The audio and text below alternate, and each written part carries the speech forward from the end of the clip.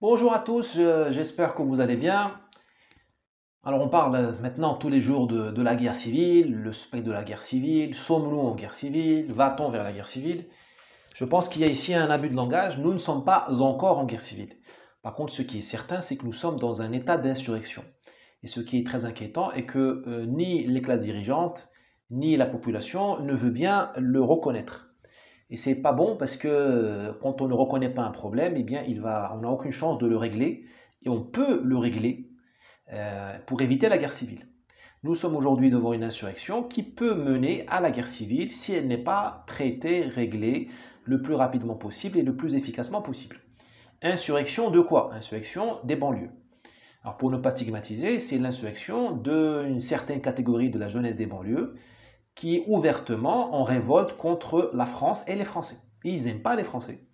Ils veulent les dominer. Alors jusqu'à présent, ça se traduisait dans des faits divers, limités soit aux banlieues, soit au transport public, soit dans des endroits un peu des zones de haute conflictualité, je ne sais plus comment il faut dire, hein, des zones symboliques. Le parvis de la Tour Eiffel, le Trocadéro, les Champs-Élysées le soir de match ou après les matchs, le Châtelet à Paris, la Canebière, le Vieux-Port. On s'y était habitué, alors que c'était une insurrection, mais on ne voulait pas en entendre parler. On disait oui, ce sont les inégalités, l'exclusion territoriale, voilà. Le mal-être, la jeunesse, voilà. Et là, vous avez depuis, il y a une montée en puissance, avec le Bataclan déjà, avec Nice, avec d'autres actes qui sont maintenant des actes de terreur. À Crépol, c'est un acte de terreur, on n'est pas dans le fait divers. On est dans un acte de terreur qui transmet un message politique de domination. Alors cette jeunesse des banlieues, cette jeunesse problématique, parce qu'il y a jeunesse et jeunesse dans les banlieues, il y a les gens bien et les gens pas bien. Cette racaille, parce que le terme n'est pas très beau, mais c'est ce qui m'arrive ces insurgés, voilà, pour ne pas parler de racaille, ces insurgés, quel est leur message politique? Ils ne travaillent pas que pour eux, c'est ça qui est inquiétant. Ils travaillent pour, mais ils ne le savent pas, ils travaillent pour un peuple immigré qui est en train de se cristalliser. J'en parle dans un livre qui s'appelle De la diversité au séparatisme, qui est disponible uniquement en ligne pour l'instant.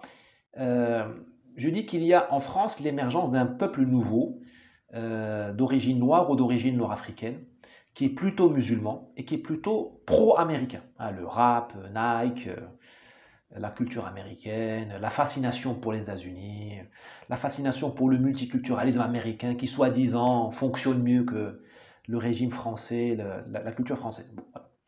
Ce peuple-là, il est en train de se cristalliser parce que ça veut dire qu'il est en train de se former, de prendre forme.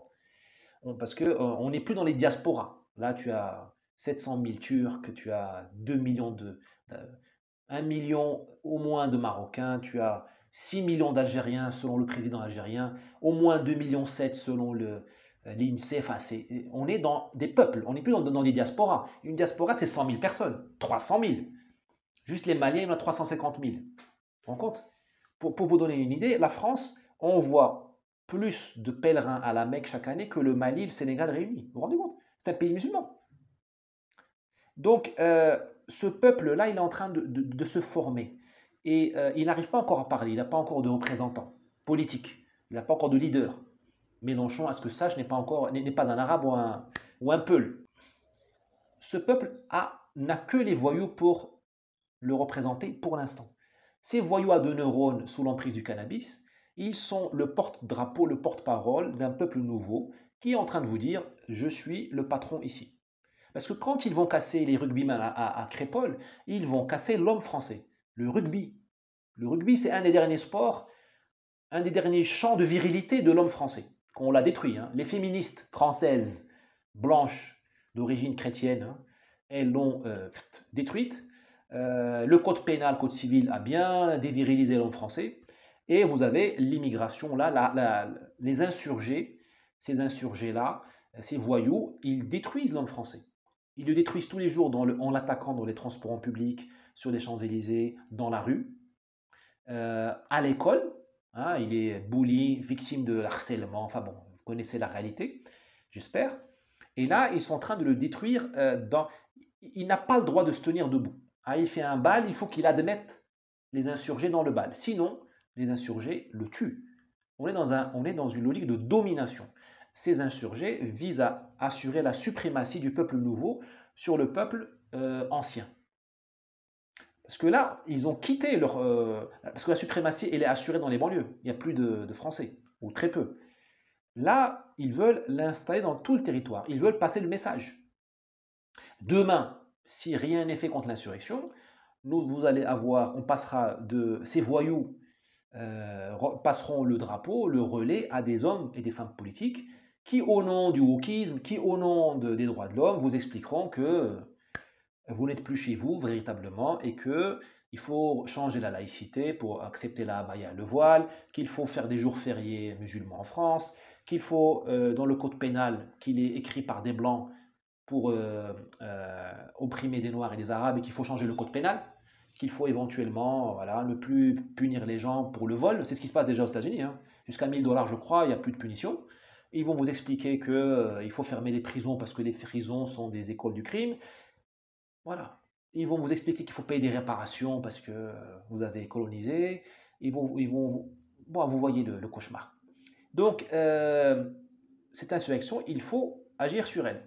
Le problème, c'est que notre gouvernement ne veut pas reconnaître que nous sommes en état d'insurrection. Il ne cesse de banaliser les choses. Vous avez vu la chercheuse du CNRS, donc qui fait partie de l'establishment. Hein. Moi, je ne suis pas au CNRS. Elle est au CNRS. Donc, elle est payée par vos impôts et elle a un statut universitaire, un prestige. Elle dit, oui, c'est un fait. Elle est passée sur Arte, là, je crois. Elle a dit, c'est un fait divers banal. Voilà. Elle est la voix du système. Darmanin ne peut pas dire ça parce que voilà. Mais elle le dit à sa place. C'est les journalistes de certains médias de grand chemin qui vous disent oui, mais attendez, il y a toujours eu des rixes, il y a toujours eu des balles tragiques. Voilà. Le régime, il va tout faire, quitte à vous crever les yeux. Quitte à vous crever les yeux et à vous couper la langue pour éviter de dire qu'il y a une insurrection. Parce que quand on admet qu'il y a une insurrection, la fête est finie. On arrête la politique de la ville, on arrête le laxisme pénal, on arrête les JO, on arrête donc les marchés publics, voilà. On arrête la fête de la musique, on arrête les bêtises, là, on arrête le culte du foot et des rappeurs et des clowns qui nous servent de représentants des banlieues, et on rentre dans l'art. On remobilise les forces de police, on redéploie les policiers et les gendarmes, voire les militaires dans les banlieues, on redéploie l'éducation nationale dans les banlieues. Enfin, il y a toute une doctrine de la lutte contre l'insurrection qui est très bien expliquée par un Français, qui s'appelle David Galula, auquel j'ai consacré un livre. Je vais essayer de le mettre en surimpression ici. Enfin, il y a un art de la lutte contre l'insurrection. Il y a un art. Ce n'est certainement pas la politique actuelle. Parce que l'insurrection, c'est le domaine des gens sérieux. Ce n'est pas le domaine des amuseurs publics que nous avons au gouvernement.